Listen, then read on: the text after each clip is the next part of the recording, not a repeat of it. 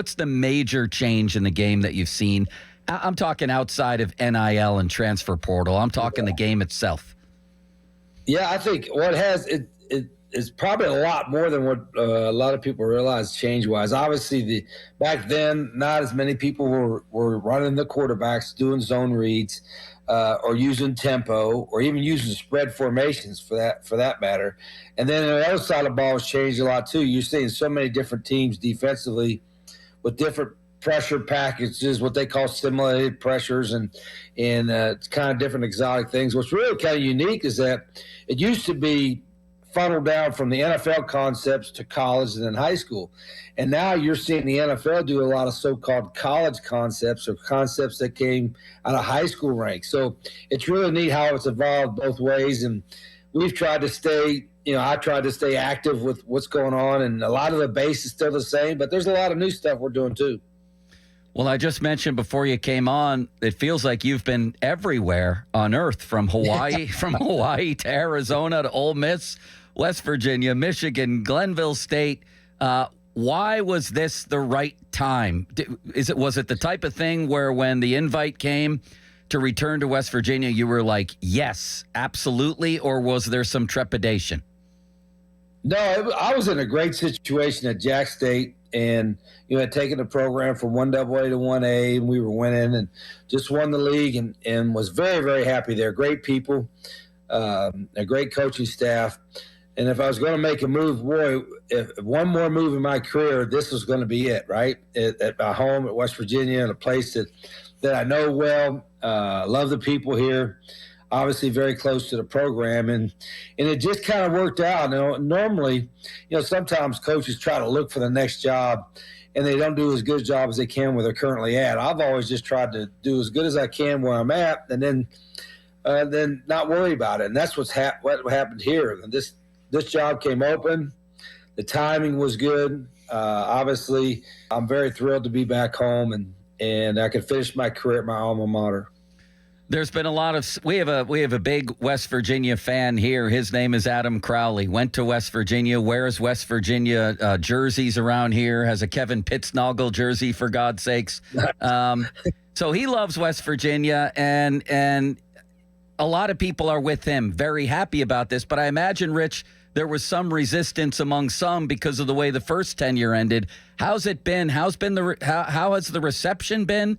And have you felt some resistance from some corners?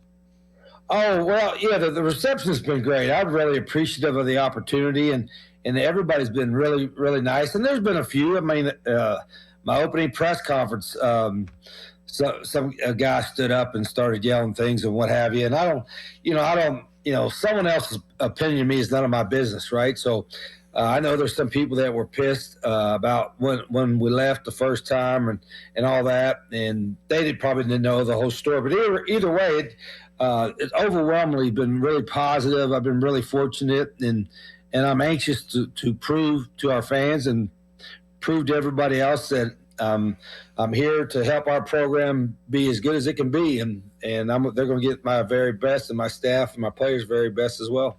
Rich Rodriguez on the Sullivan Super Service Fan Hotline.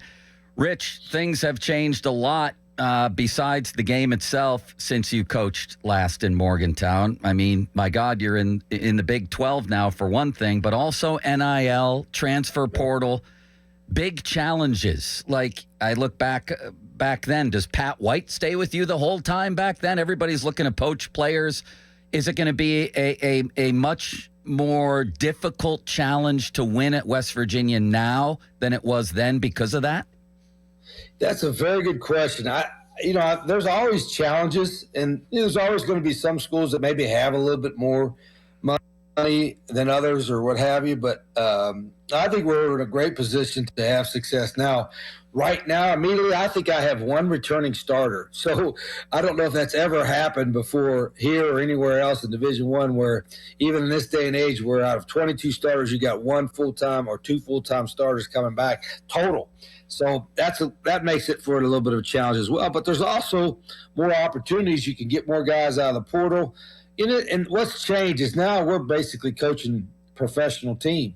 I mean, when you guys getting paid, what they're getting paid, and that's all great. But now that you are coaching professionals and you're dealing with agents and you're dealing with guys, the difference is, and the NCAA is trying to do this. They're trying to get, a kind of system that's kind of fair to everybody and lets everybody be on a competitive kind of level playing field. It ain't there now, and it's going to take a while to get there. But I think we all got to realize, hey, these young men now, they're young, but they're pros. They're getting paid, and they have an opportunity to make a lot of money in addition to getting an education, and that's what's different. Is there, based on what you just said, Rich, are we looking at a little bit of a rebuild here, or do you figure you're in a win now situation like you had West Virginia on the precipice of being in the national championship game last time? What's the time frame to get back there again? I've always felt I'm in a win now situation. Even if we came back the first year, we had a really hard first year. And then, the second year we got it turned around and then it kept growing. But I've always felt no matter where I went, that, hey, it's, life's a lot better when you win, right? So we're going to try to win as many as we can right from the start. Is it going to be more difficult in year one than year three? It's always going to be that way. I think no matter what program you're in, every year you should get a little bit better. But the first year is going to be most difficult because we don't have a lot of experience, but also because we're new and teaching new stuff and all that. But I still think we can get enough players. I think we have good enough players that we can be very, very competitive. And in the Big 12, we showed that last year. Arizona State came from out of nowhere to win the league, right? So we feel we can do it too. All right. We're talking to Rich Rodriguez here on the Sullivan Super Service Fan Hotline. Let's stoke a little backyard brawl stuff. September 13th should be very interesting. Pitt comes to Morgantown. Now, at your introductory news conference, I believe this was, or maybe it was on the Pat McAfee show, I don't know which, you were talking about how the two worst four-letter words out there are soft and lazy, but then you said to McAfee, so I guess it was with McAfee, that you left out Pitt as a four-letter word that you didn't like too much. It won't take long to get this going, will it? No, it's a great one of the greatest rivalries in college sports, period. It's just up the road. They don't like us. We don't like them. There's no question that the most important, every game's important, but Pitt's the most important. The most important game on your schedule this year? It's the most important game that we play every year when we play them. I love this. No question about it. I love this. What's your relationship like with Pat Narduzzi?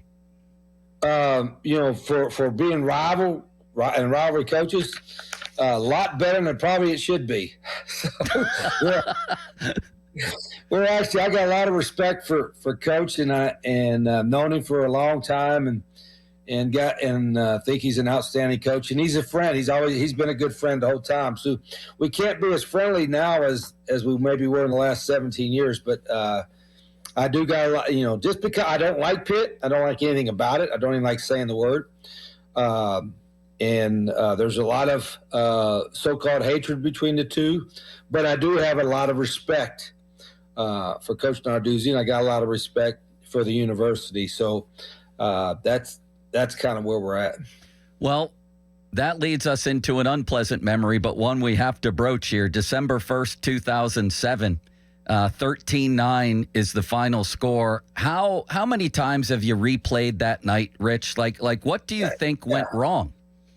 Yeah, I don't know. You say you had to bring it up. Hell, why'd you have to bring it up? I mean, that's the last time you were seen in Morgantown playing Pitt. Yeah, why are you being so mean? No, it was the worst night of my professional career by far. I mean, there's nothing even comes close. It was the Titanic for my career, and we played poorly. I coached poorly. It was too conservative. We had a little bit of bad luck, whatever. We had a couple injuries here and there, but it was just whatever could go wrong went wrong, and I was the head coach, so I'm responsible for that. And we were going to play for the national championship. So that still burns. I try not to think about it because, and not so much because, it brings back bad memories for our fans and all that. Just because it just brings back horrible memories for me and my staff and our players, because they had a great year, and it was a great group of people, and we just had a horrible night.